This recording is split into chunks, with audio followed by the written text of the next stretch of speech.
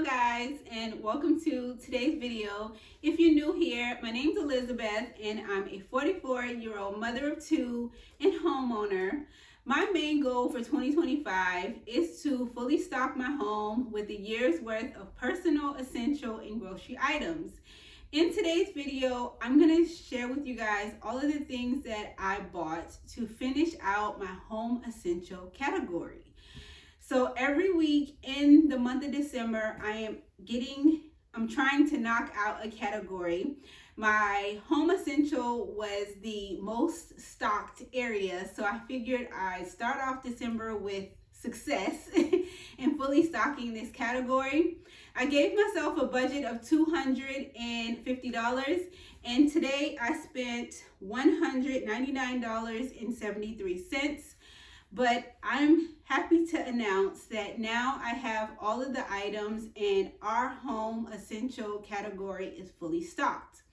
I consider all of the kitchen needs, all of our laundry needs, all of the household cleaning products, and all of our paper products to be household essentials. And now we have a year's worth of supplies in all of those categories on hand. So left for the month of December, I still have to fully stock personal and groceries, but I'm starting off December with a little bit of success to keep me motivated. I feel confident that by December 31st, I will have my entire house fully stocked. So let's jump in and look at everything that I picked up today to accomplish this goal. Okay, so in today's haul, I got 3 cases of the Deer Park water, 3 napkins, 3 of the Great Value Ranch, 1 Polynesian, extra toilet bowl wand refills, and a starter kit to go in my bathroom. The one that was in the kids' bathroom was bad, so I gave them mine and I got me a new one. Extra trash bags, the fabric sheets I bought with my personal money. This is a luxury item. And scrub pad or soap pads to go under the sink. More aluminum foil. More of the Ziploc bags. When I'm breaking down meat for the freezer, I use these bags. So I needed extra. The Great Value all-purpose cleaner with bleach. I got 5 of those, and then I have 5 of the bleaches. When I'm washing dishes, I do a cap full of bleach in every time. And then the final pack of Angel Soft toilet paper. I have 3 on hand, and this will make the 4th, and that will bring my stockpile to a year's worth of supplies. So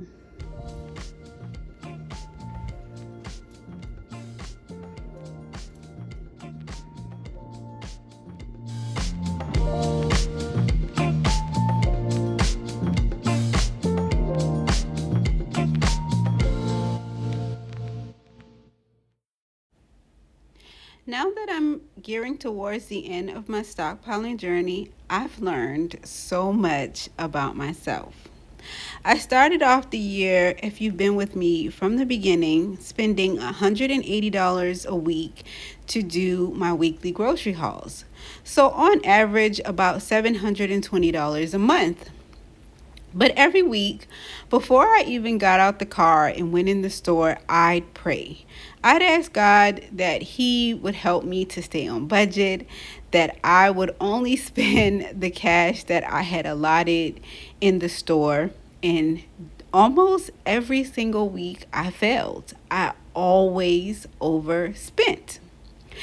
And I noticed as I got through the month and I got towards the end of the year, so around September, October, I noticed that things begin to shift.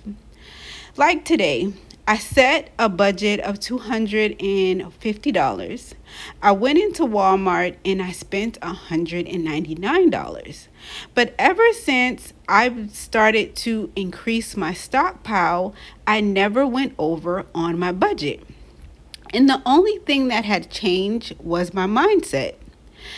At the beginning of the year, by the time it was time for me to do my weekly grocery haul, we'd eaten all of the items that we had in the house. So I went in the store knowing like I had no choice but to get enough items for us to make it to the next week, and hope that I could also get a couple of extra items to start my stockpile.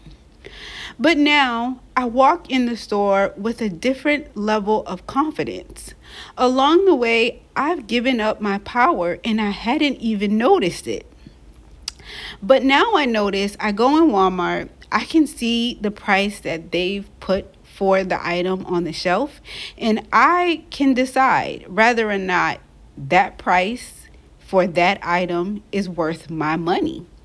And if it's not worth it, I can walk away. Wait till the prices go down, find an alternative. But my ability to negotiate in the store, I've gained that power back. And even though the company is going to set the price, I can decide if I'm going to give my money to that company. I never thought of it that way. I never went in the store feeling like I had the ability to negotiate and I had the ability to make a choice. And now I do. But I started off stockpiling and viewing it as a way to safeguard myself if I was ever out of work. I saved and fully funded my emergency fund, and this was just going to be the second step in safeguarding myself. But the truth of the matter is, I now view stockpiling as great stewardship and something that I should have always done. When I go into a store knowing like we have nothing in the house, I don't have the power that I'm supposed to have. The company, the store, they all have the power. We have nothing and I have to get something for us to eat. So I give them the power. By taking a little bit of money every single week and stocking up, I've been able to fully take back all of my power. From September to now, I have never gone in Walmart and spent what the weekly budget was. I have always been under budget, but it's because I have the ability to walk away. I can walk away because Jeremiah is still going to eat. There's food at home, and I always want to keep this power. I'm learning so much in this journey, things that I never even calculated, and it's making me a better mother, a better steward, a better head of my household, and I'm grateful for it all. But I'm able to see things in a way that I hadn't seen them ever before. Like basic concepts that I believe I learned back in middle school.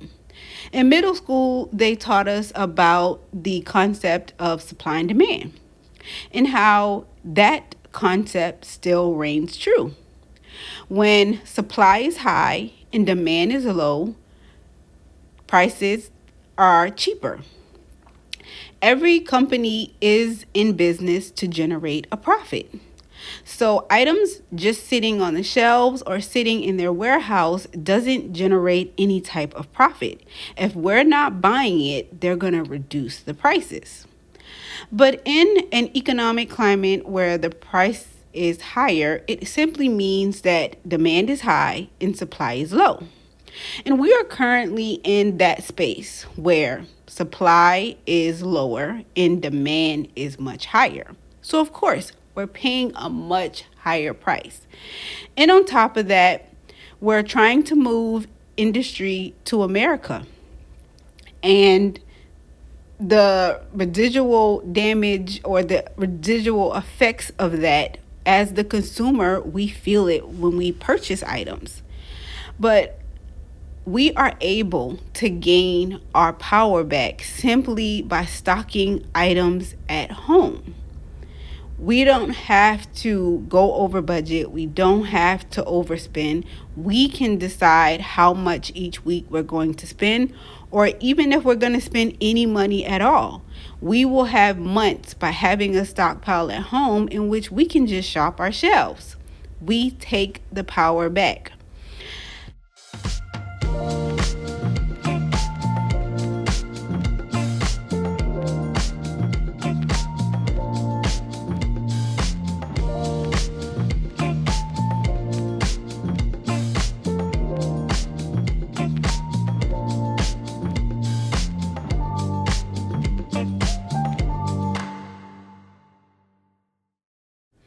I tell you guys all the time that in the Bible, God talks about seasons of harvest and season of famine, and how in the Bible He instructs them during times of harvest to store a little away for times of famine. I feel like we've just walked away from those basic principles. We buy what we need and only what we need, and we store nothing away. But I feel the same way we stock an emergency fund with money so that we have it in case of an economic downturn. I feel like we should take the same principle when it comes to food. Having something stored away, being able to shop yourselves, is a way for you to stay in power. Prices will always ebb and flow. The supply and demand chain also will ebb and flow. But by having something on hand, we safeguard our family. We buy ourselves extra time. The same way, if you're ever out of work, your emergency fund buys you time to find another job and still hold on to everything that you build. Stockpiling allows you to do the same. It allows you to cut back on your grocery, personal, and essential needs because you have those items at home. I oftentimes hear people or have people who ask why I stockpile, and I'm hoping that tonight's video offered a level of clarity. I want you to know that I love you all. I'm so very grateful and honored for your support from week to week. God bless you all, and I will see you in the next video. Take care.